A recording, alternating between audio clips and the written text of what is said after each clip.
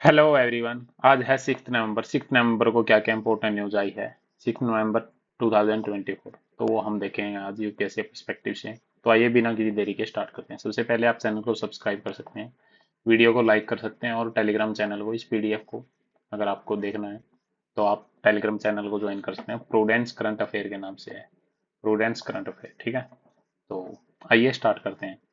American vote in close race as Harris Trump make final pitch. तो result आ चुका है अभी तक, जैसा कि 10:50 PM हो चुके हैं, तो इनका रिजल्ट आ चुका है। 47th प्रेसिडेंट कौन बन सके हैं यूएसए के? Donald Trump.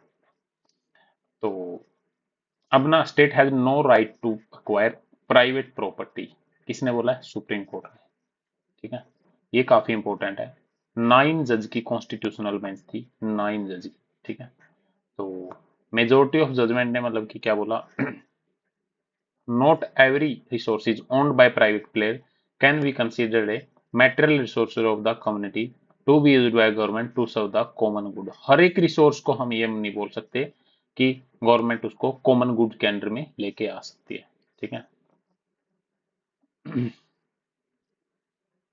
तो कोर्ट ने क्या बोला, that Indian economy has already transition from dominance of public investment to coexistence of public and private investment.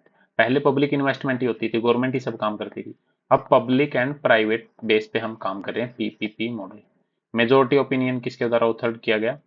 Chief justice DY Chandrachud. उन्होंने क्या बोला, interpretation that every private property could be used by state as material source to subserve the common good postulated a rigid economic theory which advocate greater state control of private control। अगर हम हर economic good को common good के लिए state use कर सकता है, अगर लागू करेंगे तो ये तो स्टेट का ही कंट्रोल हो जाएगा पूरा। ठीक है, तो एक केस आया था Ranganath Reddy versus state of Karnataka 1977 में।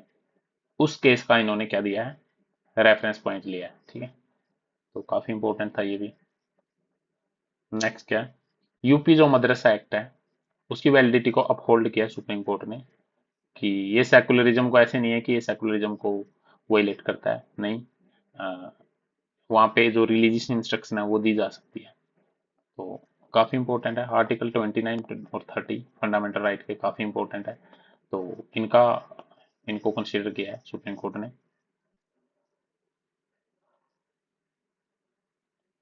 CVC, central vigilance commission. ठीक है, सीवीसी सेंट्रल विजिलेंस कमीशन है। एक होता है सीआईसी। सीवीसी कब बना था? सीवीसी कब बना था? बना तो 1963 में था, संथानम कमेटी के अकॉर्डिंग, संथानम कमेटी। ठीक है, अब सीवीसी को एक स्टेचुटरी बॉडी का स्टेटस मिल चुका है। ठीक है,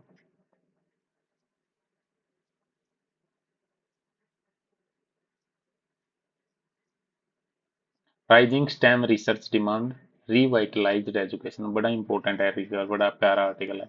इंडिया में जो हायर एजुकेशन है, देखो GS2 सोशल जस्टिस में एजुकेशन वाले टॉपिक से इसको कंसिडर कर सकते हो, आप कनेक्ट कर सकते हो।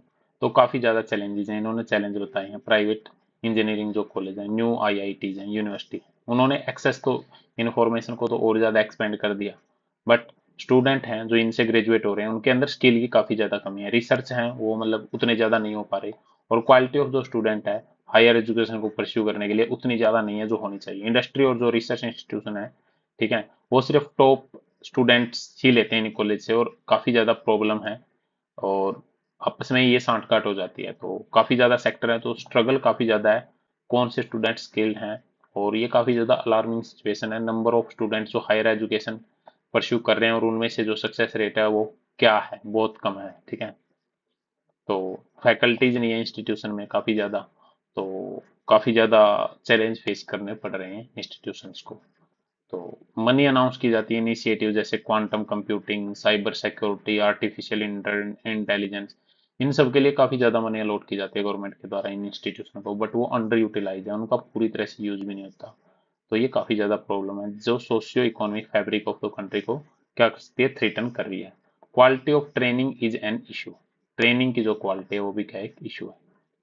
जो रूट कोज है वो कहाँ लाई करता है, quality of training in training institution. ठीक है, टीचिंग इंस्टीट्यूशन में क्या ट्रेनिंग है, फैकल्टी मेंबर हैं, वो अपने ही इंस्टीट्यूट से निकल रहे हैं। Many faculty member are product of their own institution and often pressure to change papers and patent for their college.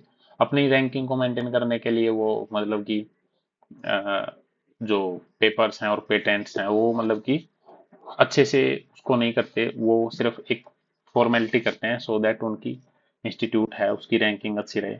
इससे जो पुअर क्वालिटी के ग्रेजुएट हैं वो क्या होते हैं, वो वहां से निकलते हैं और फिर वो इंडस्ट्री में जाते हैं, फिर इन्हें रिसर्च का आउटपुट भी अच्छा नहीं आता और फिर ये एक लूप चलता रहता है। ठीक है। अपस्किलिंग अगर प्रोग्राम हम चलाएं, इनिशिएटिव, इंटर्नशिप या ऑनलाइन कोर्स, वो इन प्रॉब्लम को क्या कर सकते हैं, वो इनको एड्रेस कर सकते हैं। ठीक है। स्किल्ड प्रोफेशनल की जो डिमांड है वो मतलब काफी ज्यादा बढ़ती जा रही है, लेकिन अगर ये सारी सिचुएशन रही तो स्किलिंग काफी मुश्किल है इन सब में। ठीक है।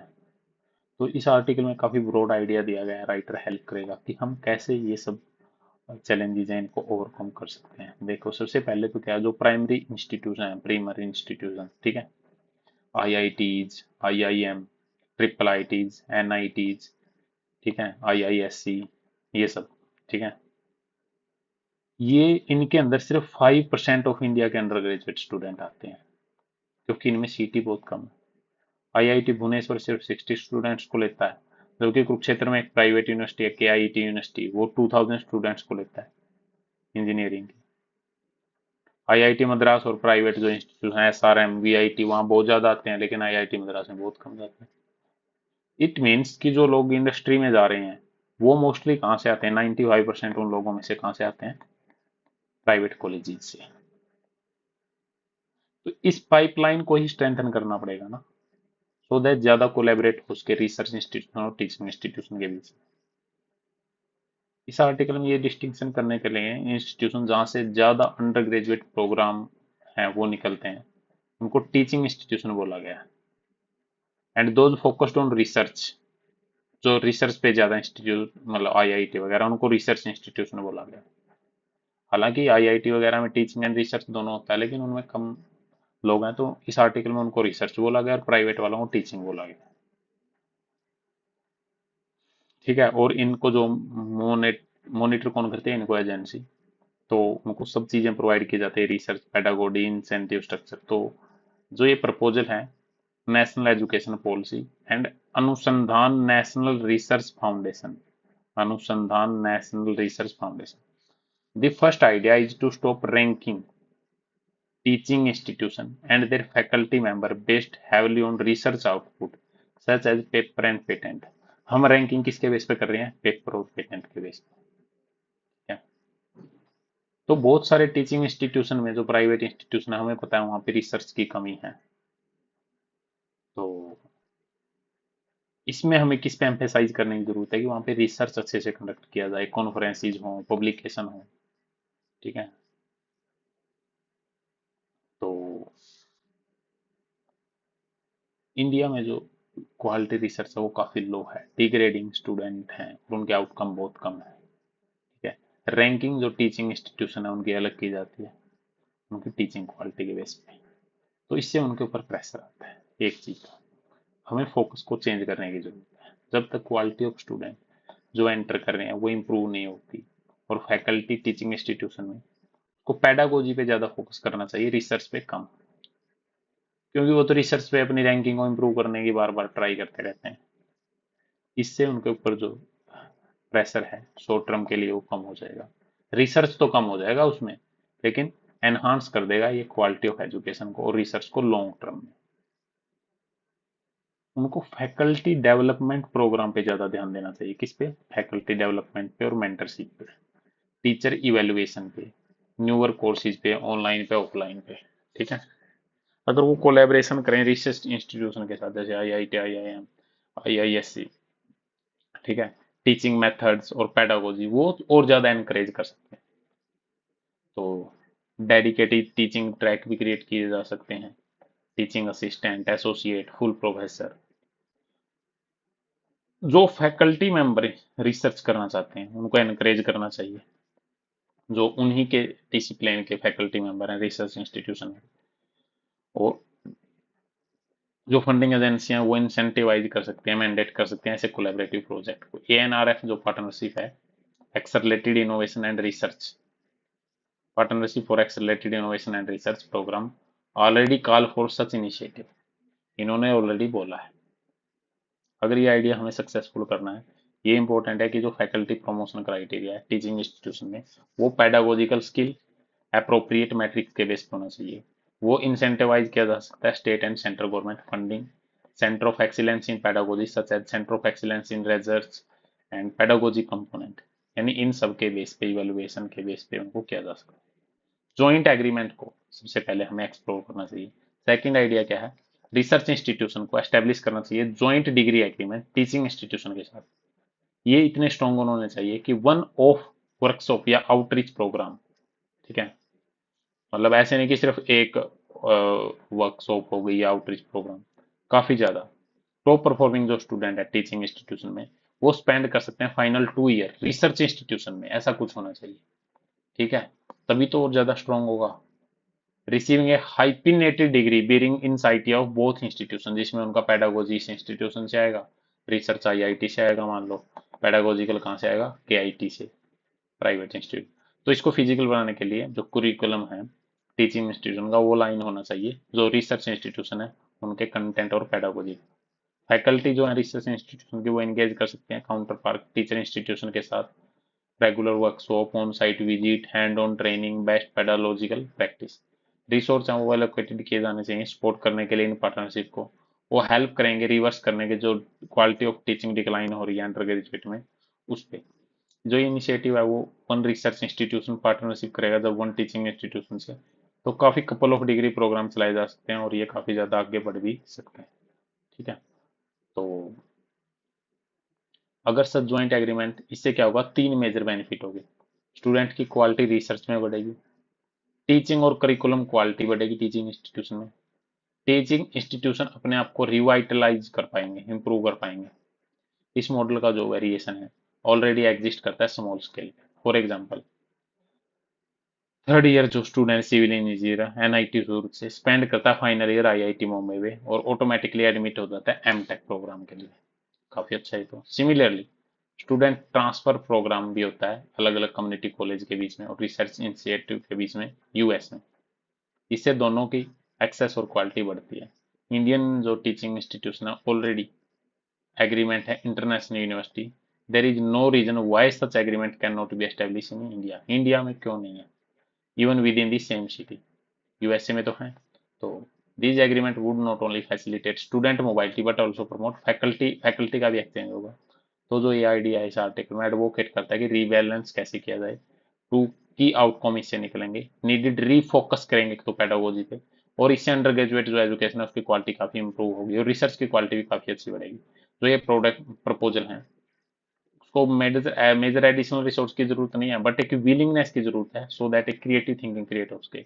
तो साइंस और इंजीनियरिंग को हम example as an example use करते हैं, आइडिया काफी इंपॉर्टेंट है जो दोनों में, आर्ट ह्यूमैनिटी और सोशल साइंस तीनों में यहाँ भी ये अप्लाई किया जा सकता है। तो अगर कंट्री के टीचिंग इंस्टीट्यूशन को और ज़्यादा इंप्रूव करना है, हायर क्वालिटी टैलेंट प्रोड्यूस करना है, तो हमें ये सारे इनोवेटिव रिसर्च और साइंटिफिक डिस्कवरी वाले मेथड हैं वो सब अपनाने होंगे। काफ़ी इंपॉर्टेंट आर्टिकल था, स्टेम, ठीक है, science technology engineering and management. Aadhaar biometric data will aid forensic, काफ़ी इंपॉर्टेंट आर्टिकल है। यूआईडीआई ने स्ट्रिक्ट रेगुलेशन लगा रखे हैं डाटा के डिस्क्लोजर पे, सो दैट पर्सन की जो प्राइवेसी है वो एंश्योर की जा सके, उसका मिस यूज ना हो पर्सनल डाटा का, ठीक है। तो पुलिस को भी एक्सेस नहीं है डेमोग्राफिक का या फिर बायोमेट्रिक इंफॉर्मेशन का आधार डाटा के साथ। जबकि सेक्शन 331 क्या है आधार एक्ट का, वो परमिट करता है डिस्क्लोजर ऑफ सर्टेन इन्फॉर्मेशन, कुछ इन्फॉर्मेशन को डिस्क्लोज किया जा सकता है, किसके ऑर्डर से, कोर्ट के ऑर्डर से। तो वो क्या है, इन्फीरियर नहीं है, ठीक है, order of court, not inferior to that of high court. High court अगर ऑर्डर देता है तो आधार कार्ड की इंफॉर्मेशन को रिवील किया जाता है कुछ हद तक। Section 29(1) and section 33 itself make it very clear that core biometric information which include fingerprint and iris scan cannot be shared with anyone for any reason whatsoever। जो कोर बायोमेट्रिक इंफॉर्मेशन है, ठीक है, जिसमें फिंगरप्रिंट और ice scan होता है, वो तो किसी के साथ भी शेयर नहीं की जा सकती, किसी भी रीजन के लिए। ये तो बड़ा इंपॉर्टेंट है, ऐसी भी ऐसी स्टेटमेंट आ सकती है पेपर में। अब राइट को अपहोल्ड करें और कुछ डायलमास भी हैं, ठीक है, केसेस हैं, specially identifying unknown bodies. Unknown bodies को कैसे आइडेंटिफाई करें? Access to fingerprint data can offer essential scientific support to an investigation and reinforce the fundamental right to life है विद डिग्निटी। ठीक है, अगर इन्वेस्टिगेशन चल रही है तो वहां पे तो डाटा चाहिएगा हमें, तो right to life with dignity. फिर अगर हमें वहां डाटा चाहिएगा तो प्राइवेसी भी वहां ब्रीच होगी। तो जो ये डायलेमा है, बैलेंस करना है हमें दोनों चीजों को, राइट टू लाइफ को, ठीक है, तो राइट टू जो प्राइवेसी है, right to life with dignity, इनको बैलेंस करना है। तो रूलिंग्स हैं हाई कोर्ट्स के द्वारा, सुप्रीम कोर्ट के द्वारा, जिन्होंने क्या हाईलाइट किया है कि हमें रिस्पेक्टफुल और ह्यूमन ट्रीटमेंट करना है, मतलब सबके साथ। जो कोर्ट्स हैं,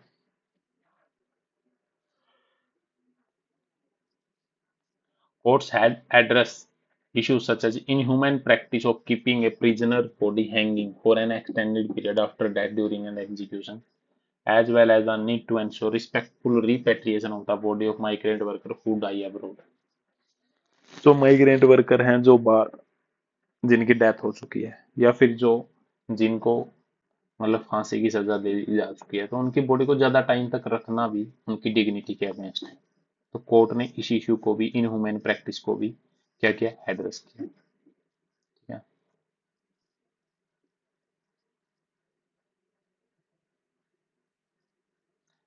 केसेस काफी ज्यादा आए जहां इंडिविजुअल जो अननोन थे, लेकिन जब उनकी बॉडी की इन्वेस्टिगेशन की गई पुलिस के द्वारा और सारी चीजें, तो वो इकोनॉमिकली डिसएडवांटेज बैकग्राउंड से आते थे। उनमें से कई डेली वेज थे, इनफॉर्मल सेक्टर से आते थे, और फैमिली रिलेशनशिप थी।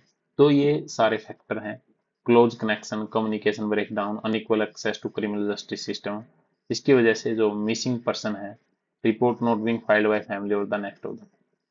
तो दीज अनआइडेंटिफाइड बॉडी इधर होमलेस पीपल भी होते हैं वो, ठीक है, हाईवे पे मिल जाते हैं, एक्सीडेंट, किसी की डेथ हो गई, किसी का मोबाइल नंबर गायब हो गया, मोबाइल गायब हो गया, तो जिसकी वजह से ये सारी इशू हो रहे हैं। ठीक है, जब अनआइडेंटिफाइड बॉडी मिलती है तो इन्वेस्टिगेटिव जो प्रोसीजर है उसको एग्जामिन करना पड़ता है, बॉडी के फोटोग्राफ लेने पड़ते हैं, टैटू, स्कैन, इन सब का क्या है, फीचर्स को देखना पड़ता है। एविडेंस कलेक्ट किए जाते हैं सीन से, सीसीटीवी फुटेज से, फोन रिकॉर्ड देखा जाता है, सिक्योरिटाइज किया जाता है, पुलिस स्टेशन पे, लोकल पे इन्फॉर्म किया जाता है, check against prior missing person, fingerprint are also collected and sent to fingerprint bureau to be matched against criminal record। The value of fingerprint cannot be overstated। ठीक है, even in case मैंने body severely decompose, fingerprints can still be retrieved by expert. अगर body पूरी तरह से टूटी हुई है, बिल्कुल टुकड़े टुकड़े, उसके भी फिंगरप्रिंट रिट्रीव किए जा सकते हैं। तो ये सारी चीजें हैं। डाटाबेस लिमिटेड है एक तो, फिंगरप्रिंट जो डाटाबेस है for police investigation are often limited to the record of those with non criminal histories. Many state के पास अभी तक डिजिटलाइज ही नहीं हुई, पुलिस के पास क्रॉस रेफरेंस डाटा नहीं है। आधार जो डाटाबेस है वो हेल्प करता है आइडेंटिफिकेशन करने के लिए जो ये अननोन बॉडी है इनकी। अगर कोई भी फिंगरप्रिंट रिसर्च मैच करता है एक बॉडी से, पुलिस को पोटेंशियली फायदा हो जाएगा उसको आइडेंटिफाई करने में, मेंबर तक रीच करने में, होमिसाइड या फिर इन सब में। Absolute prohibition in the Aadhaar act, मतलब प्रोहिबिशन है ना, कोर बायोमेट्रिक इंफॉर्मेशन एब्सोल्यूट है, ये शेयर ही नहीं कर सकते, ये चैलेंज है एक। यूएस में क्या है, जो एनफोर्समेंट एजेंसी है वो एक्सेस कर सकती है एडवांस आइडेंटिफिकेशन टूल, इसके through disease person identification service के थ्रू। ये जो सर्विसेज हैं वो एडवांस एल्गोरिथम का यूज करती हैं मैच करने के लिए कि वही फिंगरप्रिंट है या नहीं, यानी कि यूएस में अलाउड है। जबकि आधार एक्ट क्या बोलता है कि भाई बायोमेट्रिक इंफॉर्मेशन तो क्रिशियल है, reevaluating restriction in specific identified disease person. तो FIR के बेस पे can not be set violate and constant, तो मतलब ये बात इन्होंने बताई जा चुकी है। तो इसमें सबसे पहले FIR करवानी पड़ती है 194 के अकॉर्डिंग। उसके बाद हाई कोर्ट का ऑर्डर होता है। ठीक है, तो ये सारी चीजें हैं। तो इन्होंने ये बताया आधार के बारे में कि आधार में जो इन्फॉर्मेशन है उसको दोबारा से रेगुलराइज और उसको मॉनिटर करने की जरूरत है, क्योंकि काफी सारी बॉडीज है जिनकी इन्फॉर्मेशन नहीं होती है। कॉन्स्टिट्यूशन में भी है, हमें प्राइवेसी को भी मेंटेन रखना है और हमें राइट्स को भी देखना है। तो इन दोनों को बैलेंस कैसे किया जा सकता है, इस आर्टिकल में वही बताया। कनाडा के डिप्लोमेटिक रिलेशन इंडिया के साथ काफी ज्यादा खराब हो चुके हैं। कनाडा के PM जो जस्टिन ट्रूडो ने, उन्होंने पॉलिटिकली मोटिवेट होकर इंडिया पे ये एलिगेशन लगाया कि इंडिया खालिस्तानी जो वहां पे सिख है उनके अगेंस्ट इंडिया क्या कर रहा है, उनको मरवा रहा है अपने एजेंटों के थ्रू, जबकि ऐसा कुछ नहीं था। तो दोनों ने अपने अपने जो भी लोग थे वापस बुला लिए एम्बेसी वगैरह में। तो ये काफी ज्यादा इशू चल रहा है। यही इस आर्टिकल में बोला गया है। अय्यर डॉक्ट्रिन पे 2 जजेस थे, वो डिसएग्री थे। लॉ की जो वैलिडिटी, हर एक लॉ की वैलिडिटी नहीं मतलब कि चैलेंज की जा सकती बेसिक स्ट्रक्चर का कि ये वोलेट कर रहा है ये कर रहा है, नहीं। हर एक वो लॉ को नहीं देखा जा सकता, बेसिक स्ट्रक्चर तो डिफाइन ही नहीं है। तो ये तो फिर वो राज नारायण का केस से निकली थी ना basic structure, Indira Gandhi Nehru versus Raja Narayan case. इसकी वजह से नेशनल इमरजेंसी आई थी। मतलब निकली तो 1973 के केशवानंद भारती केस से थी। ठीक है, तो बेसिक स्ट्रक्चर का first time concept, first time use यहाँ हुई थी कॉन्स्टिट्यूशनल अमेंडमेंट को स्ट्राइक डाउन करने के लिए। ठीक है, तो ये बात थी।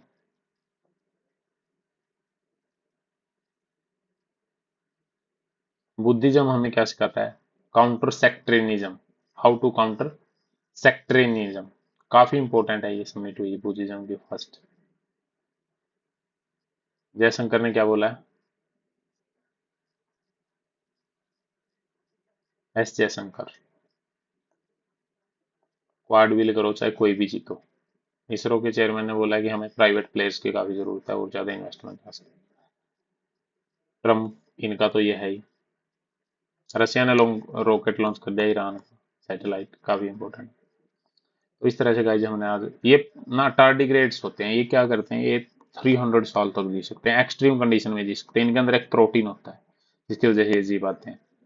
तो बाद में ये खुद को ही खा जाते हैं 300 सालों बाद। कितने प्यारे लग रहे हैं देखिए। तो इस तरह से गाइज आज हमने आज क्लास पेपर को डिस्कस किया। आई होप आप लोगों को समझ में आया होगा। अगर आपसे आपको अच्छा लग रहा है तो आप इसको शेयर कर सकते हो, चैनल को सब्सक्राइब कर सकते हैं। Thank you guys, thanks a lot.